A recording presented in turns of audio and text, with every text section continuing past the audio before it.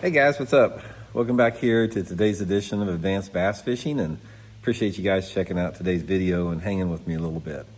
Guys, today I want to talk about something that everybody really needs to know in today's world of bass fishing, and that's how to catch bass off of very heavily pressured, obvious places or community holes.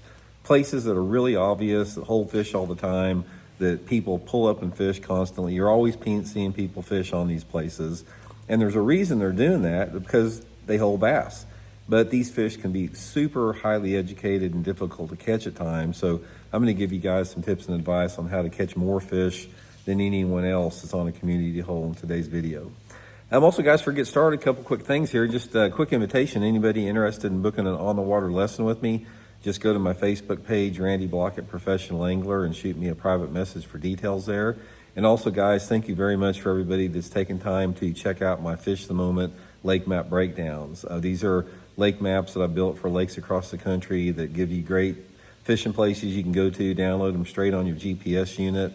I'll put the link in the description along with my other links that are really good ways to support advanced bass fishing if you guys would like to do that. So really appreciate that.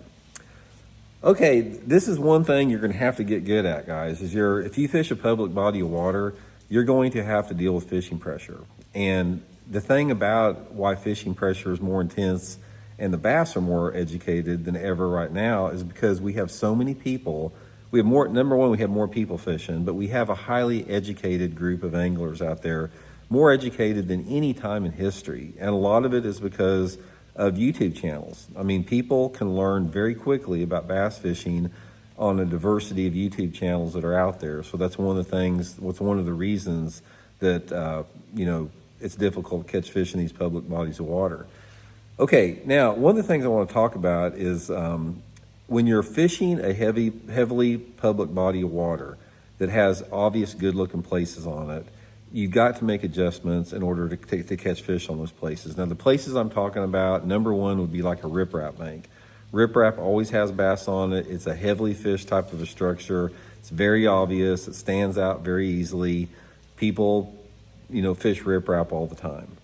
The second type of area would be places that are close to a major tournament site or a big launch ramp. Because if you have a big launch ramp, guys, there's a lot of tournaments that usually go out of those launch ramp, and there's a lot of bass that are released there.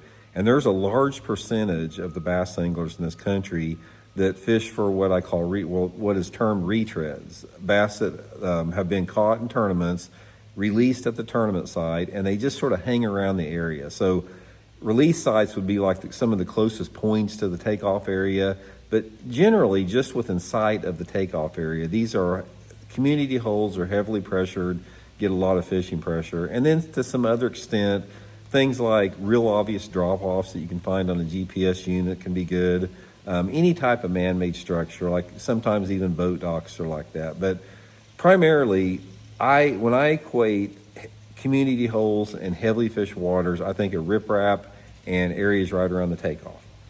Okay, so here's some things that you have to learn and utilize if you're going to do that. Number one is you got to make a commitment to these areas. If you're going to do good fishing a community hole like a riprap bank or points or whatever the community hole may be, you can't be one of those anglers that just pull up there and try it for 30 minutes or 45 minutes and then give up on it, because these fish bite according to different times of day, and there's always a group of fish there. So the number one thing that separates people that do good on heavily fished areas versus not is they go there and they stay all day. And once you're there all day, you just mentally have to make that adjustment to say, okay, I'm going to fish this point or these 2 or 3 points all day long. I'm going to fish these 10 boat docks all day long. I'm going to fish this riprap bank all day long. So if you make that commitment, then you spend the rest of your time focusing on the technique to figure out how to catch those fish. And this is another thing that separates people, is experimenting with different type of lures, different type of colors, different type of profiles, different type of retrieves to figure out what is going to trigger that strike. That is a big deal with it, and it can be anything, guys, based upon the mood and personality of the fish. It's not, a lot of people say, well, you just need to downsize and fish finessey stuff on those type of areas. There is some truth to that, which we'll talk about, but not all the time. you have to figure out the personality of the fish based upon time of day. For example, let's say, you pull up on your riprap bank in the morning and there's some shade on it. Try a little popper, like a little chugger or something like that. That may only work for an hour, and then you're going to have to make an adjustment. Maybe the wind comes up and you can catch a few on a little crankbait, cranking it like that. And then maybe it gets still and a little bit brighter, and you have to back off and you drag a worm out deeper off it, something like that. But you make adjustments throughout the day. But back to the common way of thinking that you have to downsize on these areas, that there's a lot of truth to that. And if you fish heavily pressured type areas, the most consistent way to catch them is going to be finessing around, weenie worming around, a little Ned rig, a little tube, a small shaky head, maybe a little, some type of a small drop shot. Those are going to be the most consistent producers, because a lot of times, unless you have perfect conditions, the bass do not really want to chase a lure in a community hole. They're highly educated, they're very wary, they study baits, they don't make a lot of mistakes. So therefore, those small little baits like that are going to be really, really effective on some type of a release area.